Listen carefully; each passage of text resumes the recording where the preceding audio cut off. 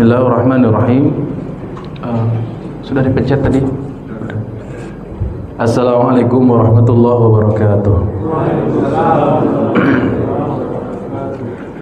Alhamdulillah, nahmaduhu wa nasta'inuhu wa nastaghfiruh. Nahmaduka rabbi kama yanbaghi li jalali wajhikal karim wa 'azimi sultanik. Asyhadu an la ilaha illallah wahdahu la syarikalah wa asyhadu anna Muhammadan 'abduhu wa rasuluh. Allahumma shalli wa sallim wa barik ala habibika wa rasulika wa 'abdika Muhammadin wa ala alihi wa sahbihi wa man ihtada bihadihi wa sanna bi sunnatihi wa iktafa atharahu ila yaumiddin. Subhanaka la ilma lana illa ma 'allamtana innaka antal alimul hakim. Allahumma 'allimna ma yanfa'una wanfa'na bima 'allamtana wa zidna ilman ya rabbal alamin. Rabbi shrah li sadri wa yassir li amri wahlul 'uqdatam min lisani yafqahu qawli, amma ba'd. Hadirin wal hadirat kaum muslimin dan muslimat, bapak-bapak, ibu-ibu, saudara-saudara seakidah dan seiman, bersyukur kita pada Allah Subhanahu wa taala dengan mengucapkan alhamdulillah bi ni'matihi tatimmus shalihat, karena karunia dan taufik dari Allah sehingga kita bisa melaksanakan aktivitas terutama ibadah. Semoga segala aktivitas kita diberkahi oleh Allah Subhanahu wa taala dan ibadah salat kita semua diterima oleh Allah Subhanahu wa taala. Adapun kesalahan, kekurangan, aib semoga ditutup oleh luasnya ampunan dan rahmat Allah Subhanahu wa taala. Salawat dan salam kita kirimkan kepada Nabi Muhammad sallallahu alaihi wasallam, juga ahlul baitnya, keluarganya, kerabatnya, sahabatnya yang mulia dan seluruh para ulama yang istiqamah di jalan perjuangannya, dan semoga kita semua dihimpun bersama Rasulullah nanti di hari kiamat. Amin ya rabbal alamin.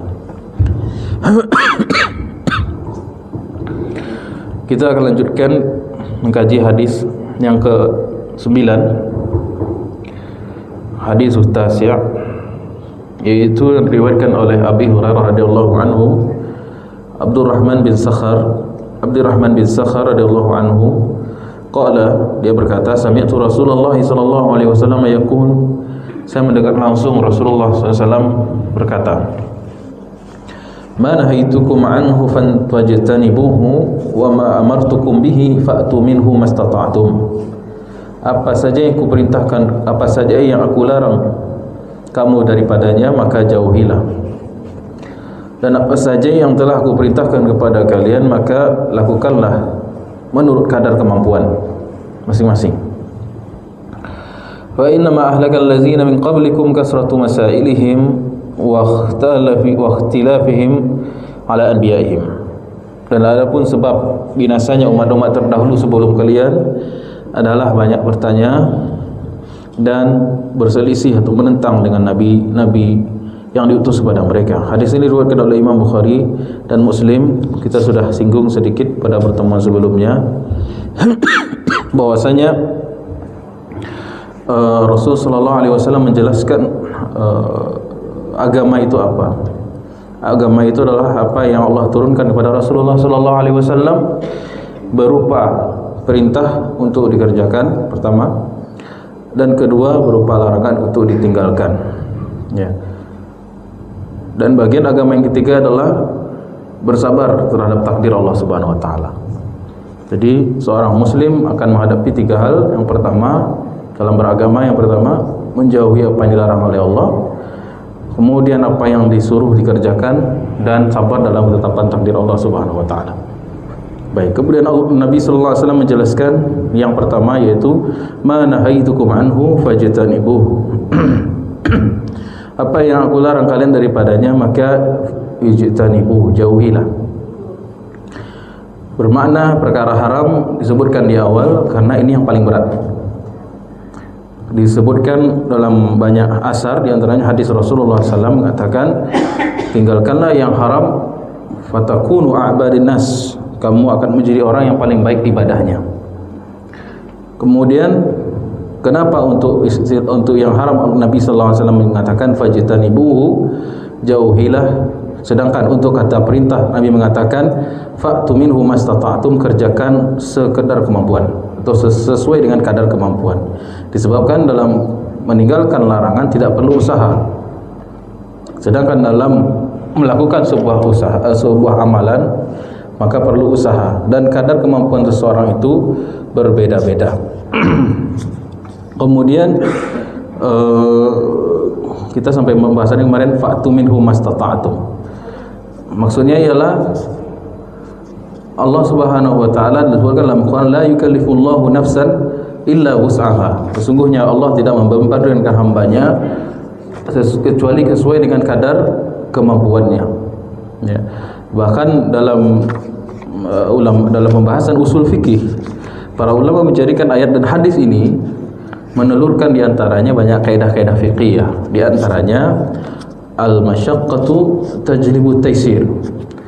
Al-masyaqqah tajlibu at-taysir. Sesungguhnya kesulitan itu akan mendatangkan kemudahan di dalam beramal. Misalnya apabila seorang terkendala tidak mendapatkan air, dia bisa bertayamum. Karena istita'ah kita di saat itu tidak mendapatkan air, kemampuan kita hanyalah adanya debu, maka dipakailah debu. Kemudian apabila seseorang terancam nyawanya tidak mendapatkan harta atau benda yang haram, maka boleh dia mengkonsumsi yang haram. Ya. Ada kisah dulu seorang ulama melihat seorang fakir miskin di tengah perjalanannya. Fakir miskin tersebut mengambil bangkai kambing. Jadi ada kambing mati di jalan, kemudian dia ambil bangkai kambing itu. Kemudian imam tadi mengatakan, kenapa kalian makan bangkai? Itu haram. Hurimat alaikumul maitatu wa damu wa lahmal khinzir. Sesungguhnya Allah telah mengharamkan darah babi dan bangkai. Gitu kan? Maka kata orang fakir tadi, sungguhnya ini haram bagi engkau tapi halal bagi kami. Haram bagi engkau tapi halal bagi kami. Kenapa? Kami dalam keadaan susah. Kami tidak ada makan berhari-hari, tidak ada yang kami dapatkan kecuali bangkai kambing ini. Maka bertakwa kepada Allah sesuai dengan kemampuan atau keadaan kita saat itu. Kemudian apabila seseorang dalam solat juga, salah contoh kemarin juga, apabila seseorang ada mengalami safar, sedang melakukan perjalanan, maka dia boleh untuk menjamak dan mengqasar salat. Atau seorang yang dalam keadaan sakit sebagian anggota badannya, maka dia boleh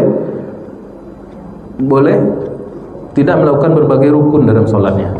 Atau seorang yang baru masuk Islam, dia belum hafal surah Al-Fatihah, masuk Islam begini, jam 2 balik lewat 25, berarti 10 menit lewat masuk waktu zuhur ibu ya.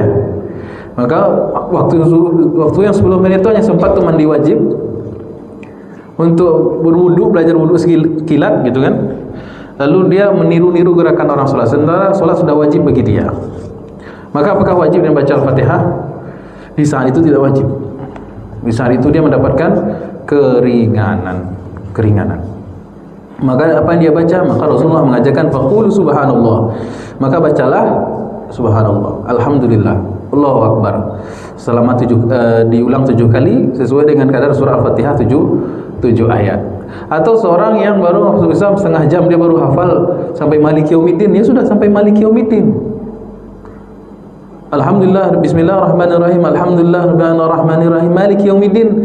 Kemudian sisa ayatnya ditambah dengan subhanallah, subhanallah, subhanallah. Itulah kemudahan Islam.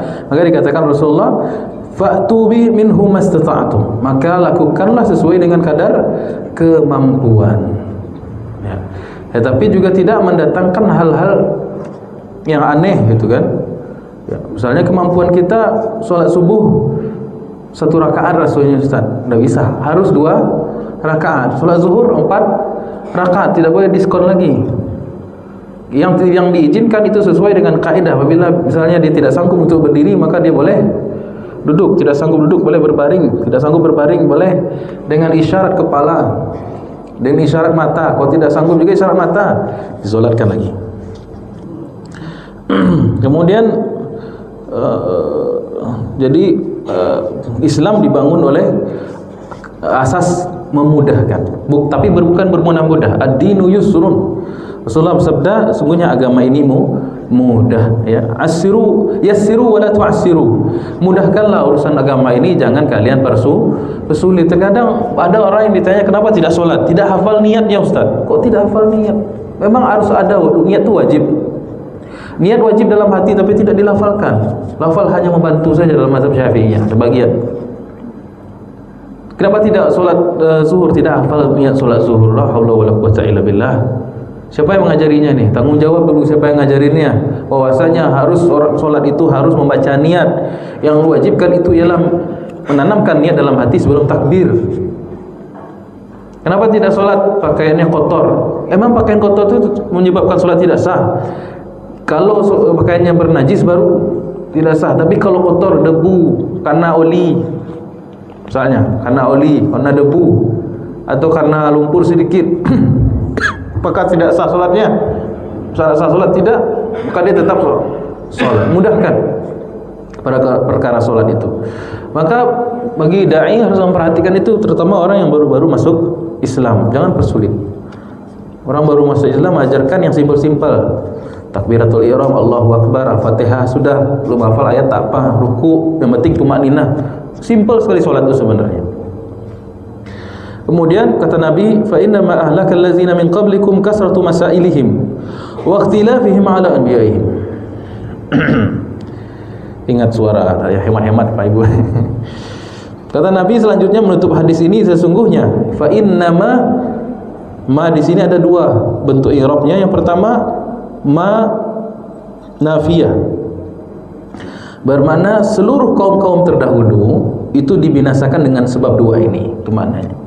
Atau ma di sini innama bermakna huruf hasr, maknanya sesungguhnya, taukid. Sesungguhnya umat-umat terdahulu hancur, binasa disebabkan dua persoalan. Yang pertama adalah kasratu masailihim, banyak tanya, kemudian berselisih paham dengan nabi-nabi mereka. Maka ayat hadis ini kan punya asbabul wurud, sebagaimana dijelaskan oleh Imam Muslim dari Abu Hurairah juga, bahwasanya ketika Nabi mengatakan innallaha ya ayyuhal mu'minun innallaha qad farada 'alaikumul hajj fahajju. Wahai orang-orang yang beriman, sungguhnya Allah telah memfardukan ibadah haji, maka berhajilah. Kemudian ada orang yang bertanya, afa kullu amin ya Rasulullah, apakah setiap tahun ya Rasulullah? Nabi diam sampai 3 kali, baru kemudian fa idza qultu na'am fa wajabat, kalau ku katakan ya maka nanti dia akan menjadi wajib. Maka asas ketika Nabi sallallahu alaihi wasallam mengatakan lakukan ini, maka kerjakan saja. Asas dalam beragama, apabila sudah datang perintah dari Allah Subhanahu wa taala, lakukan. Apabila kita bertanya dengan niat iseng, bertanya dengan niat tidak untuk melaksanakan atau mengulur-ulur waktu, maka itulah yang membinasakan umat-umat terdahulu. Maka ulama mengatakan fa inna ma ahlakal ladzina min qablikum. Siapa itu? Yahud. Tafsirnya ialah diantaranya adalah Yahudi. Sesungguhnya Yahudi zaman dahulu dibinasakan disebabkan karena mereka ketika turun perintah Allah, turun perintah dari Nabi mereka, Nabi Musa alaihissalam, atau turun perintah kepada Nabi Harun, turun perintah ke Nabi Yusha bin Nun, turun ke perintah Nabi Zakaria, turun ke perintah kepada Nabi-Nabi mereka, mereka mengatakan banyak tanya, mereka banyak protes. Sebagaimana diabadikan dalam Quranul Karim ketika Allah SWT firman, innallaha ya'murukum an tasbahu baqarah qalu wa tattakhiduna huzwa. Jadi ada kasus pembunuhan, lalu ada yang mengaku siapa yang membunuh, maka mereka mengadukan kepada Nabi Musa alaihissalatu wassalam. Maka Nabi Musa menunggu wahyu dari Allah, turun wahyu, innallaha ya'murukum, sungguhnya Allah memerintahkan kalian untuk menyembelih seekor sapi. Kemudian apa kata Bani Israel? Komentarnya nih, pedis komentarnya. Atattakhizuna huzwa. Wahai Musa, engkau ngeprank kami ya? Apa itu bahasa ngeprank? Ngerjain loh gitu. Ini serius nih, cius. Itu Bani Israel tuh. Sebenarnya mereka lakukan saja. Sesungguhnya Allah memerintah kalian untuk menyembelih sapi, nanti sebagian dagingnya akan dipukulkan kepada si mayit. Tidak usah banyak tanya. Tapi mereka menganggap itu sebagai jokes, lelucon. Kemudian apa kata Musa? Qala a'udzubillahi an akuna minal jahilin. Ya Allah, aku berlindung kepada Engkau dari orang-orang yang jahil, orang-orang yang bodoh. Maka mereka bertanya lagi. Qalu ud'u lana rabbaka yubayyin lana mahi. Mahi, apa dia? Wahai Musa, tanyakan pada Tuhanmu, bagaimana sapi itu? Qala innahu yaqulu innaha baqaratun faridun wala bikrun awanun baina zalika faf'alu ma tu'marun. Sesungguhnya sapi betina itu tidak tua dan tidak juga terlalu muda. Awanun baina zalik, sedang-sedang saja, laktasi 1. Kalau sapi itu perawan dikatakan sapi itu masih perawan apabila dia baru melahirkan sekali. Kalau manusia tidak bisa disamakan dengan sapi. Kemudian tidak terlalu tua, yaitu kulitnya sudah berlipik-lipik, kulitnya sudah tidak kencang lagi. Maka itu sudah sapi afkir. Di antara itu usianya, kata Nabi Musa. Fafa'alu ma tu'marun, segera kerjakan, kata Nabi Musa. Apa mereka mengerjakan? Syaddada wa syaddadahullah. Ketika mereka syaddadu wa syaddadahullah, ketika mereka mempersulit mentaati perintah Allah, Allah persulit mereka. Maka mereka bertanya, masih nanya lagi, nanya usia. Kemudian qalu ud'u lana rabbaka yubayyin lana ma launuha. Warnanya apa? Tanya aja lagi. Kemudian Nabi Musa sholat lagi, doa lagi, nunggu wahyu lagi, makin lama persoalan. Kata Nabi Musa, qala innahu yaqulu innaha baqaratun safra'un faqi'un launuha tasurun nazirin. Sesungguhnya sapi itu warnanya kuning. Kuningnya itu kuning faqi', kuning yang cerah. Faqi' itu bahasa Arab. Kuning pekat, kuning pekat, kuning cerah, tasurun nazirin, yang bisa menyenangkan orang yang memandangnya. Tambah sulit. Usianya sudah, kemudian kuning. Apakah mereka melaksanakan? Belum lagi. Itulah Bani Israel. Mereka itu bertanya, kata para ulama, bukan untuk niat melaksanakan, tapi untuk menunda-nunda, mengulur-ngulur, karena tidak yakin kepada perintah Allah dan Rasul. Sehingga mereka bertanya itu hanya untuk sekedar iseng atau sekedar untuk mengulur-ngulur waktu. Kemudian mereka belum mengerjakan. Qalu ud'u lana rabbaka yubayyin lana ma hi innal baqara tashabaha alaina wa inna insyaallah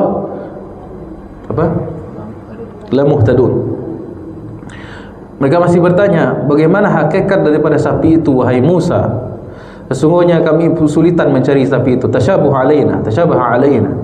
Kemudian insyaallah kami dapat petunjuk. Karena mereka mengucapkan insyaallah, maka Allah berikan akhirnya mereka bisa juga menyembelih sapi. Seandainya mereka tidak mengucapkan insyaallah, maka sampai hari kiamat tidak akan tumbuh sapi yang seperti itu.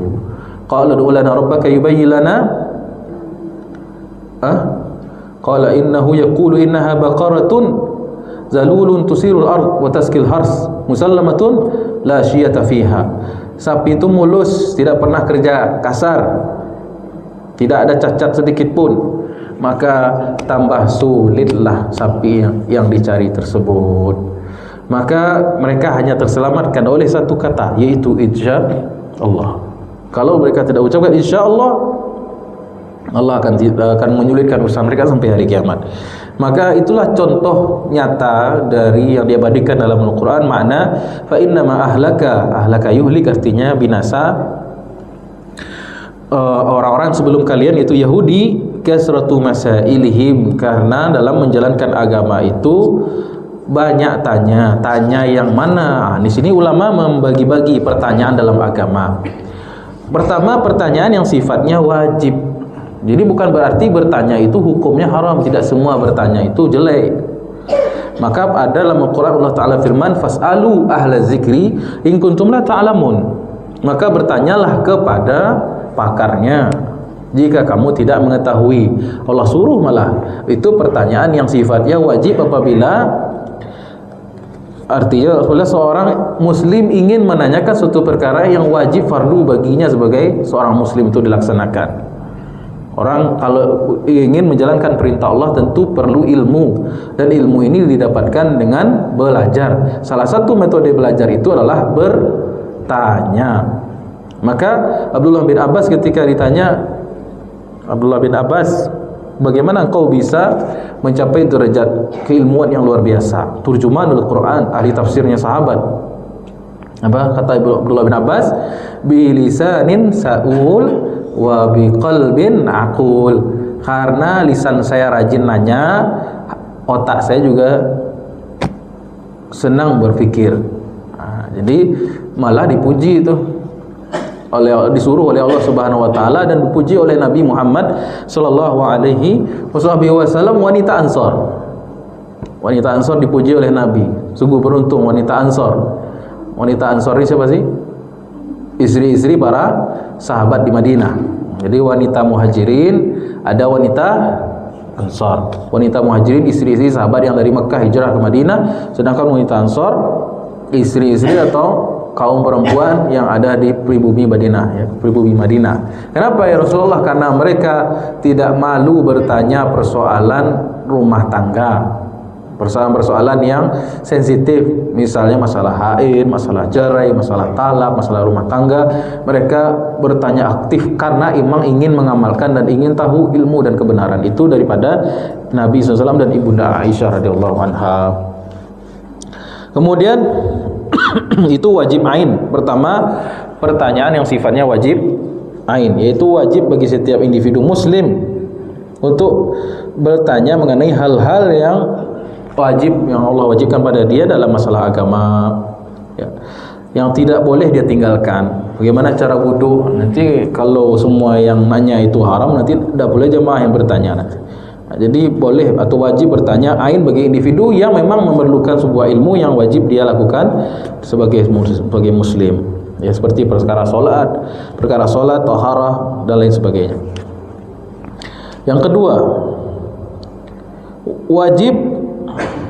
Nah, untuk yang pertama tadi itu wajib ain itu tadi, itu para sahabat itu bersemangat. Ya, ketika Nabi SAW mengajar itu sahabat itu bertanyanya antusias sekali sampai turun surat Al-Mujadalah. Ya ayyuhallazina amanu idza najaitumur rasul faqaddimu baina yaday najwakum shadaqah. Jadi banyak yang bertanya pada Rasul sehingga Rasulullah mengalami kerepotan. Bayangkan persoalan agama orang ramai, yang bertanya banyak, permasalahan banyak, sedangkan Nabi tentu manusia, ada waktu-waktu tertentu. Waktu untuk istirahat dan lain sebagainya, sehingga orang bertanya ramai, sehingga turunlah firman Allah surah Al-Mujadalah ayat 12. Wahai orang-orang yang beriman, kalau kamu ingin menanyakan suatu persoalan kepada Rasulullah, maka sebelum bertanya itu bersedekahlah. Wa tuqaddimu baina yaday najwakum, sebelum kamu bertanya maka bersedekahlah. Bersedekah bukan untuk Nabi. Bersedekahlah kepada fuqara. Kenapa? Karena sahabat Nabi terbagi dua secara ekonomi, ada yang kaya dan ada yang miskin. Yang kaya memiliki kelebihan karena mereka tidak terlalu sibuk dengan pekerjaan kasar.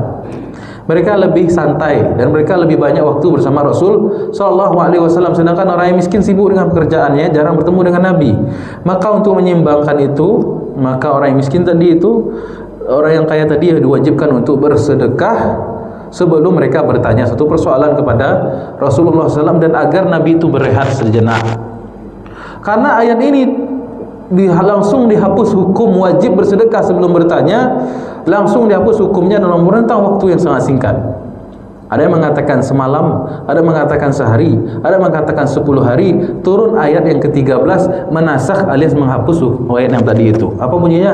Asyfaqtum an tuqaddimu baina yaday najwakum sadaqat. Apakah jikalau kalian merasa keberatan untuk membayar sedekah itu, maka Allah SWT taba alaikum, Allah sudah mengampuni atau menghapuskan hukumnya, maknanya di situ. Sehingga ayat ini adalah ayat tersingkat yang dihapus hukumnya dari ayat 12 ke ayat yang ke ayat yang ke-13. Wa illam yaf'alu wa taballahu alaikum. Kalau kalian tidak menunaikan sedekah itu, maka Allah sudah mengampuni. Ada yang mengatakan 10 hari, ada yang mengatakan 1 hari, ada yang mengatakan sa'atu min sa'atin nahar, ada yang mengatakan hanya sesaat saja. Oleh karena inilah ayat satu-satunya ayat yang hanya diamalkan oleh satu orang. Siapa? Ali bin Abi Thalib. Jadi Ali berkata, sungguhnya adalah saya satu-satunya sahabat atau manusia yang mengamalkan ayat 12 dari surat Al-Mujadalah itu, yaitu saya bersedekah sebelum bertanya kepada Rasulullah sallallahu alaihi wasallam untuk merehatkan Nabi dari pertanyaan. Banyak sekali pertanyaan, iko nanya. Nah, itulah repotnya Rasulullah sallallahu alaihi wasallam. Baik. Antusias. Tapi setelah turun ayat yang demikian dan hadis yang kita bacakan tadi itu, maka sahabat mulai mikir-mikir kalau bertanya. Dipikir-pikir dulu pertanyaannya benar-benar berkualitas sekali, benar-benar sangat darurat. Makanya Anas bin Malik itu melaporkan. Anas bin Malik radhiyallahu anhu, sekretaris Nabi, mengatakan, kami pernah dilarang untuk bertanya sesuatu yang aneh-aneh pada Rasulullah, sehingga bila ada orang Badawi, orang Arab Badawi, orang Arab kampung datang dan bertanya tentang sesuatu kepada Rasulullah sallallahu alaihi wasallam, suatu pertanyaan. Orang Arab Badawi kan orang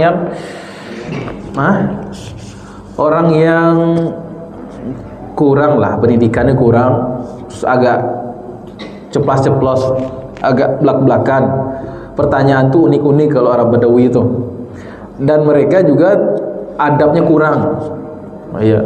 Enggak sungkan untuk bertanya gitu, karena ini orang kampung. Beda sama sahabat Nabi yang orang kota. Maka kalau ada orang Badawi datang dari kampungnya bertemu Rasulullah dan bertanya satu pertanyaan, itu sahabat senang sekali itu. Karena apalagi pertanyaan itu mewakili isi hati mereka selama ini yang segan mereka tanyakan pada Rasulullah SAW. Di antara hadis itu adalah ketika ada seorang Arab Badawi bertanya pada Rasulullah SAW, ya Rasulullah, mata sa'ah, kapan hari kiamat? Pertanyaannya belak-belakan, kapan hari kiamat? Padahal Al-Quran udah jelas, yas'alunaka 'anis sa'ati ayyana mursaha fima anta min zikraha ila rabbika muntaha. Sungguh mereka bertanya tentang hari kiamat. Sesungguhnya apa yang kalian siapkan mengenai hari kiamat itu? Buat apa tanya kalau sudah siap? Sesungguhnya hari kiamat itu urusannya adalah di tangan Allah Subhanahu wa taala. Sudah jelas itu. Itu pertanyaan yang tabu, tapi ditanyakan oleh Arab Badawi tadi itu. Ya Rasulullah, mata sa'ah, kapan kiamat ya Rasulullah? Kemudian Nabi bertanya lagi, ma'atalah, apa yang kau siapkan untuk hari kiamat itu? Oh, pertanyaan dijawab dengan pertanyaan. Kemudian Arab Badawi itu bertanya, yang aku siapkan adalah tidak ada ya Rasulullah. Tidak ada persiapan kecuali aku mencintai Allah dan Rasulnya. Kemudian apa kata Nabi? Anta ma'a ahbabta, sungguhnya engkau akan bersama dengan orang yang kau cintai. Jadi habislah, kiamatlah, hancurlah dunia ini, semesta ini, tapi ada yang abadi, yaitu cinta Allah dan Rasulnya, dan itu akan membersamai kita di hari kiamat. Maka Anas bin Malik mengatakan, tidak pernah kami bergembira dengan apa yang keluar dari mulut Nabi yang paling bahagia, membuat kami bahagia, selain daripada ucapan itu, innaka ma'a man ahbabta. Sesungguhnya karena kami mencintai Allah dan Rasulnya, kami mencintai Umar, kami mencintai Abu Bakar, mencintai Utsman dan mencintai Ali, meskipun amalan kami tidak seperti mereka. Itu ketawaduan sahabat. Kemudian ada pertanyaan yang sifatnya wajib kifayah. Artinya apabila sebagian orang sudah bertanya, maka itu sudah cukup, yang lainnya tak perlu bertanya. Yaitu maksudnya ialah hal-hal yang sifatnya pendalaman atau spesialisasi dalam bidang ilmu agama. Menjadi ustadz itu hukumnya fardu kifayah. Suatu kampung memang harus ada yang menjadi ustadz. Sebagaimana fardu kifayahnya profesi yang lain, seperti dokter, harus ada di kampung itu seorang dokter, harus ada dari kaum muslimin itu yang arsitek, harus ada yang menjadi apoteker, harus ada yang menjadi perawat dan lain sebagainya. Begitu juga menjadi ulama atau menjadi seorang yang faqih dalam bidang agama, itu tidak kewajiban setiap orang, tetapi kewajiban yang sifatnya fardu kifayah. Minimal satu keluarga hafal Quran, ada satu orang yang hafal Quran. Minimal satu keluarga ada yang menjadi ustaz, ya. Sekarang lihat ada enggak di keluarga kita, Bu? Insyaallah ya, Bu ya. Insyaallah. Insyaallah ada. Jangan semuanya galeh Bu, harus ada yang ustaz surang. Jangan semuanya jadi PNS, ada yang ustaz sendiri, ya. Ya. Kemudian sebagaimana firman Allah dalam Quran, "Wa ma kana al-mu'minuna liyanfiru kafatan falawla nafara min kulli firqatin minhum ta'ifatun liyatafaqahu fid din." Dan tidaklah bagus, layak bagi setiap muslimin pergi perang semuanya. Hendaklah setiap golongan itu ada yang mempelajari agama, memperdalami agama, liyunziru qaumahum idza raja'u ilaihim, agar nanti mereka bisa memberikan peringatan, pengajaran kalau mereka kembali, la'allahum yahzarun. Surat Taubah ayat 122. Kemudian hukum bertanya yang ketiga, berarti Ibu dua Ibu ya. Wajib ain, kemudian wajib kifayah. Pertanyaan yang ketiga hukumnya sunnah. Artinya dianjurkan, yaitu dianjurkan bagi seorang muslim menanyakan pertanyaan, semisal menanyakan ilmu-ilmu yang dengannya kita bertujuan untuk mengamalkannya, bukan untuk berdebat, bukan untuk merendahkan. Jadi sesuatu yang bisa menambah pahala dan menguatkan amal-amalan kita yang sifatnya sunnah. Maka kalau seorang ingin mengamalkan sebuah amalan dan dia tidak tahu, dia bertanya, maka hukumnya sunnah dalam perkara yang sunnah. Kalau tadi wajib ain untuk perkara yang wajib. Ya. Kemudian yang keempat, pertanyaan yang sifatnya makruh alias tidak disukai, dibenci, yaitu pertanyaan yang tidak ada faedahnya. Pertanyaan yang tidak ada faedahnya. Contohnya, surganya Nabi Adam yang dulu tempat makan buah terlarang itu, apakah surga yang sama nanti tempat kita kembali? Ada yang bertanya waktu itu. Penting dah tu Pak Ibu? Enggak penting tu. Waktu Nabi Adam nikah dengan Hawa, siapa ngulunya? La haula wala quwwata illa billah. Apa bentuk ijab kabul? Gunanya tahu tu. Enggak ada gunanya. Kemudian atau pertanyaan yang belum terjadi atau mustahil terjadi. Ustaz, misalnya kalau kita pergi ke Mars, ngadap solatnya kemana?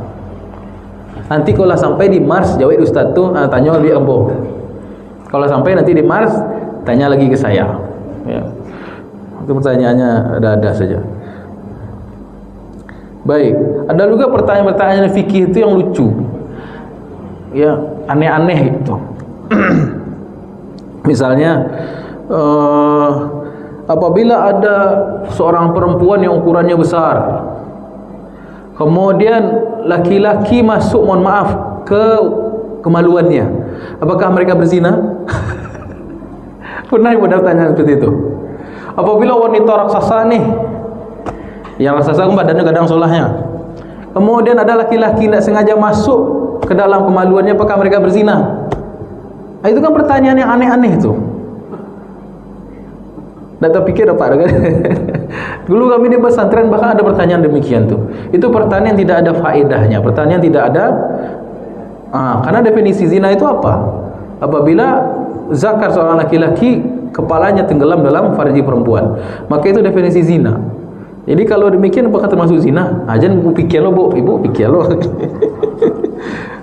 Kemudian ada pertanyaan yang itu makruh ya, pertanyaan yang tidak ada gunanya. Makanya ulama dahulu itu sering mengatakan, kalau misalnya saya begini dan begitu, maka ulama itu akan menjawab, nanti kalau terjadi baru balik tanya lagi ke saya. Itu biasanya kalau ulama terdahulu. Yang kelima, pertanyaan yang sifatnya haram, yaitu pertanyaan yang merupakan rahasia Allah, seperti kapan hari kiamat. Kalau tadi Badawi bertanya karena memang orang ya strata pendidikannya rendah, maka Nabi memaklumi, dan Nabi pun menjawabnya dengan sangat-sangat bijak. Sebenarnya bertanya tentang sesuatu yang menjadi rahasia Allah itu tidak perlu takdir dipertanyakan. Itulah bilik Allah tuh, bilik Tuhan.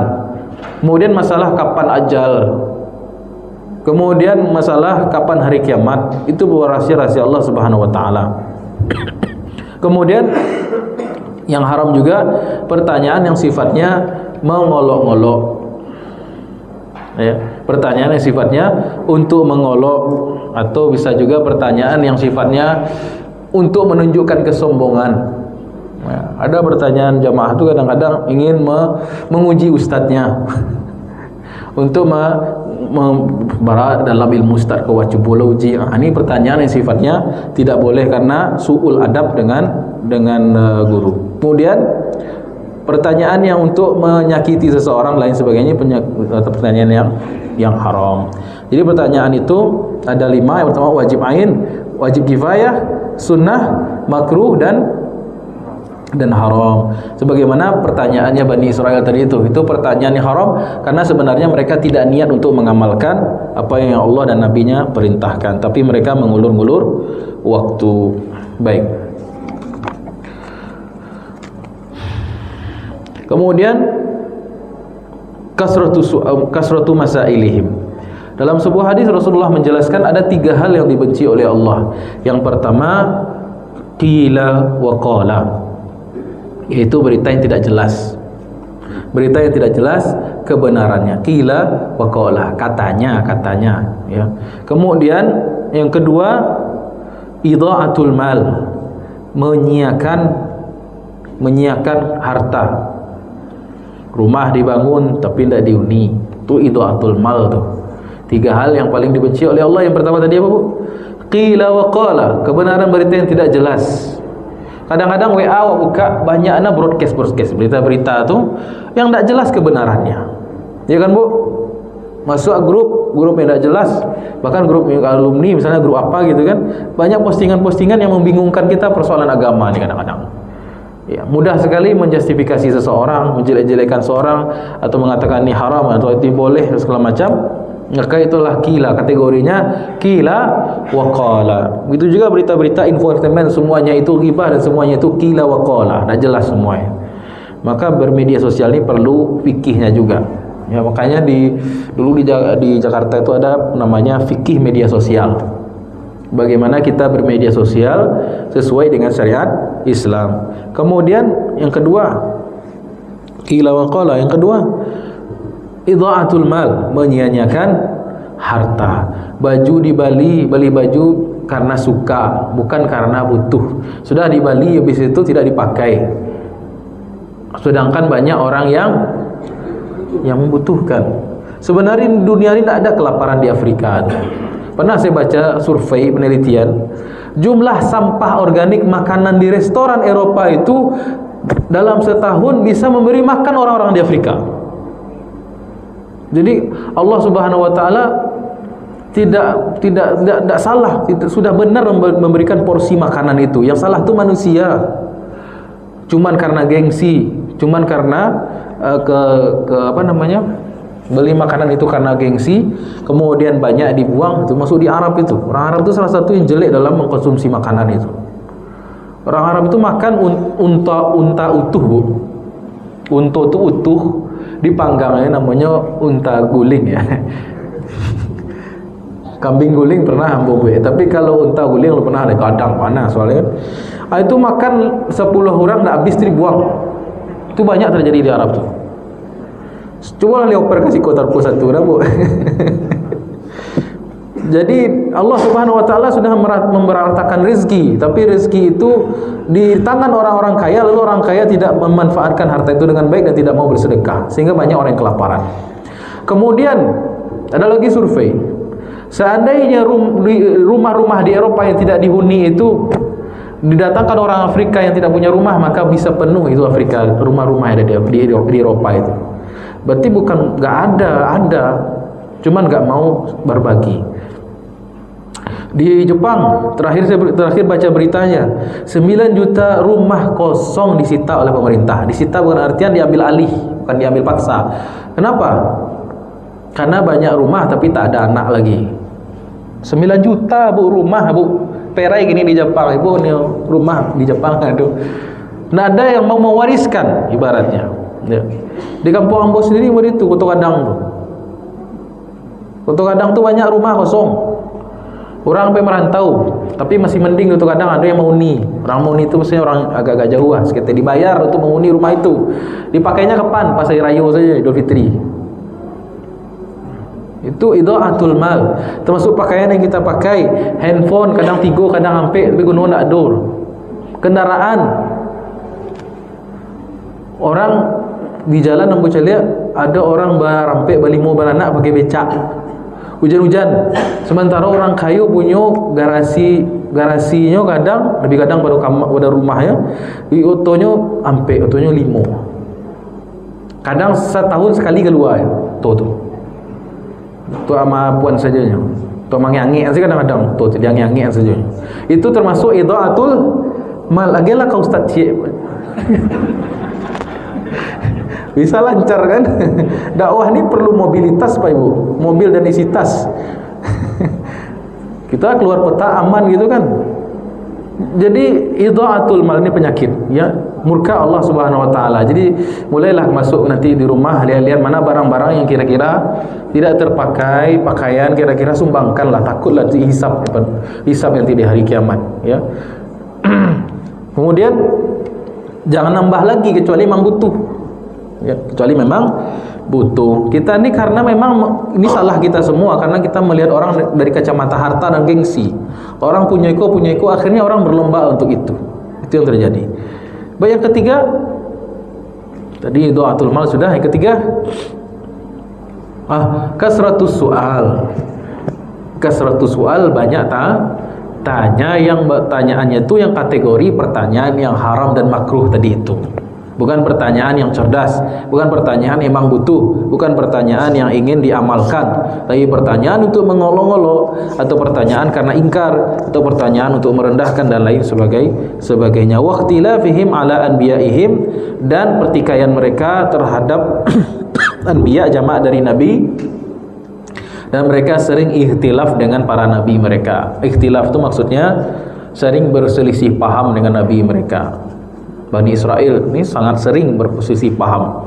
Dan ada Bani Israel itu yang taat 100% dengan Nabi, kecuali Nabi Musa. Itu pun banyak pula persoalannya, catatannya.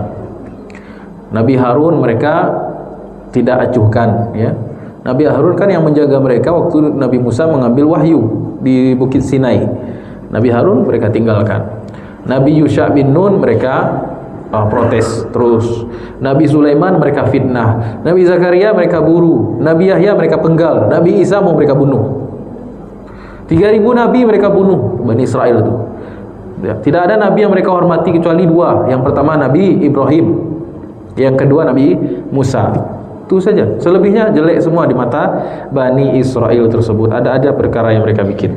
Ikhtilafihim ala anbiyaihim. Jadi hadis ini mengajarkan kita adab kepada Rasulullah SAW dan hati yang siap untuk mengamalkan, hati yang siap untuk bersikap sami'na wa ata'na. Tapi kalau Yahud sami'na wa asayna, kita dengar lalu kita ingkari, kita tinggalkan. Tapi kalau orang beriman sami'na wa ata'na. Jadi niat beragama ini niat untuk amal, datang ke majelis taklim bukan niat untuk mendebat ustaz, bukan untuk menguji ustaz, bukan mengisi waktu luang biasa saja, tapi untuk mengamalkannya. Barulah Allah bukakan taufik untuk bisa beragama yang baik. Ada pertanyaan Bapak Ibu? Jam berapa Isya ini? 5:01. Rencana tadi cuma bahas sedikit, lanjut hadis yang kedua, tapi pembahasannya lumayan panjang juga. InsyaAllah pekan depan kita bahas hadis yang ke-10 dari 42 hadis. Ada lumayan ya Bu ya, sudah 1/4 perjalanan untuk menghatamkan kitab Arba'in Nawawi, dan ini kitab-kitab hadis-hadis induk pokok-pokok ajaran Islam. Mudah-mudahan Allah berikan kita taufik, kesehatan, berikan kita ilmu dan kemudahan untuk bisa menghatamkan kitab ini. Kita berharap pada Allah Subhanahu wa taala taufik dan hidayahnya. Amin ya rabbal alamin. Khatam wa Arba'in Nawawi kan alhamdulillah. Mohon maaf bila salah kurangnya. Subhanakallahumma rabbana bihamdika asyhadu an la ilaha illa anta astaghfiruka wa atubu ilaik. Wassalamualaikum warahmatullahi wabarakatuh.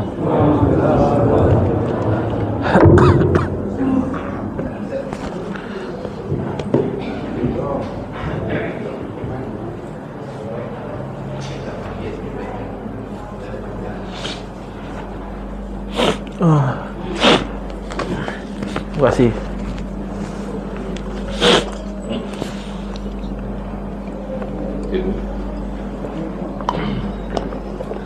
Silakan Pak.